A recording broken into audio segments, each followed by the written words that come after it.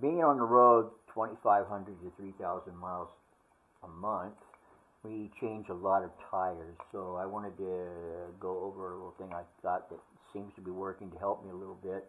I know there's a nice expensive option and some cheap copies. Another way to do this, but I found this works fine with me. I got a couple little components here. I've got a standard breaker bar with a 180-degree bend. I put a couple hose clamps on it here, and you'll see why that helps center it.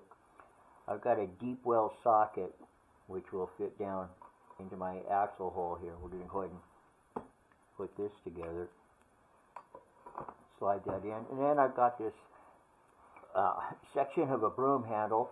I've carved a notch into one end, and the other end I'm still working on the exact shape that's going to work best. But this does a couple things. It helps me break a bead, and it helps me install the tire. You can see I just rotate this around, put the notch in there between there and there, and I can hold this down. Now you want to watch out. I'm not recommending this or anything. This is something I'm doing. You can pinch yourself really easy, but it helps break that bead right away. Just boom, and you're down. You just chase that on around and continue that.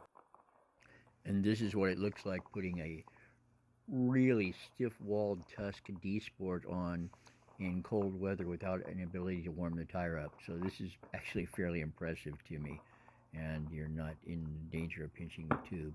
So this worked well.